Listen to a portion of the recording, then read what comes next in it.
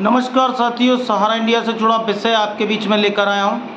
सहारा की credit cooperative सोसाइटियों के जमाकर्ता जिन्होंने सीआरसीएस को सहारा की क्रेडिट कोऑपरेटिव सोसाइटियों की जुड़ी धोखाधड़ियों को जो है उजागर किया और उन्होंने 1,22,000 लोगों ने जो शिकायत की, जो वित्त राज्य मंत्री BL वर्मा जी ने सांसदों को जवाब लिखा था, उसमें उन्होंने बताने का प्रयास किया था कि 1,22,000 लोगों ने जो सहारा क्रेडिट कोऑपरेटिव सोसाइटी के जमाकर्ता हैं, जिन्होंने सहारा की इन सोसाइटियों की जो है भुगतान नहीं करने की शिकायत की, उन्हीं को आधार बनाकर ये शिकायतें की गई थी। और लगातार जो है संयुक्त ऑल इंडिया जन आंदोलन संघर्ष न्याय मोर्चा आह्वान कर रहा था कि आप सीआरसीएस सहकारिता मंत्रालय में सहारा की इन क्रेडिट कोऑपरेटिव सोसाइटियों के भुगतान ना करने की शिकायत करें, क्योंकि नियामक ही यही है।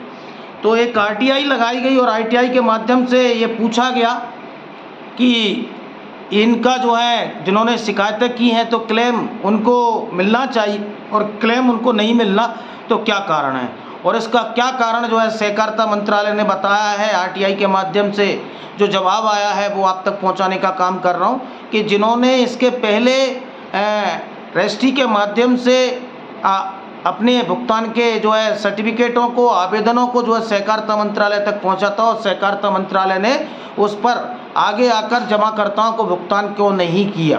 क्या कहना है सीआरसीएस का, सहकारिता मंत्रालय का? तो पहले मैं आपको बता दूं कि जो RTI लगाई गई, श्रीमान अधिसूचना अधिकारी सीआरसीएस मंत्रालय, विषय सूचना का अधिकार 2005 के अंतर्गत सूचना उपलब्ध करवाने के संबंध में पहला जो है माननीय महोदय सादर निम्न बिंदु पर जानकारी मांगी जा रही है। बिंदु क्रमांक 1, सहारा समूह की सहकारी समिति क्रेडिट कोऑपरेटिव सोसाइटियों का भुगतान पाने के लिए जिन जमाकर्ताओं ने 2020 से अभी तक यानी 7/7/2023 तक आवेदन क्लेम सीआरसीएस में किए हैं, उनके भुगतान पहले किया जाएगा या सीआरसीएस पोर्टल आवेदन जमाकर्ताओं को भुगतान किया जाएगा, है ना। दूसरा, क्या सहारा समूह की सहकारी समितियां क्रेडिट सोसाइटियां को संचालित करने वाली मल्टी स्टेट कोऑपरेटिव सोसाइटी 2002 का ये जो है सहारा की सोसाइटियां उल्लंघन नहीं कर रही? अगर कर रही हैं तो इसमें क्या हुआ क्या है? तीसरा, सहारा समूह की सहकारी समिति क्रेडिट सोसाइटी सहकारिता मंत्रालय ने क्यों रोक लगाई इनकी सोसाइटियों पर? चौथा, लाखों जमाकर्ताओं की ओर से की गई शिकायतों को संज्ञान लेकर जमाकर्ताओं का भुगतान न करने का आरोप सहारा समूह की सहकारी समितियों और क्रेडिट सोसाइटियों में भारत सरकार सहकारिता मंत्रालय द्वारा कोई कानूनी कार्रवाई की गई है? ये जो है प्रश्न है। और उक्त बिंदुओं पर जो है ध्यान सूचना के अधिकार के तहत जो है जानकारी देने की कृपा करें। ये जो है RTI के माध्यम से सहकारिता मंत्रालय से पूछा गया है और सहकारिता मंत्रालय ने क्या जवाब दिया है, आप जो है जवाब देखिए।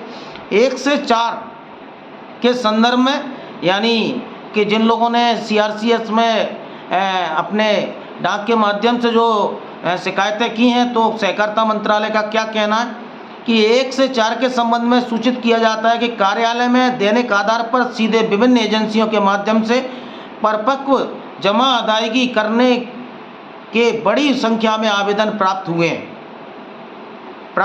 और प्राप्त हो रहे हैं। भारी मात्रा के कारण आवेदनों की सूची बनाए रखना संभव नहीं है। सहकारिता मंत्रालय ये कह रहा है कि सहारा के जो लाखों और करोड़ों जमाकर्ता हैं जो सहकारिता मंत्रालय में अपने प्रपत्रों को भेजे हैं रजिस्ट्री के माध्यम से, तो भारी मात्रा में प्राप्त हुए हैं और हो रहे हैं। इनकी सूची बनाना संभव नहीं है, तो भाई उनको आपने अभी तक बोला क्यों था कि आप शिकायत करें? क्या ये जो है सर्टिफिकेट रद्दी की टोकरी थे?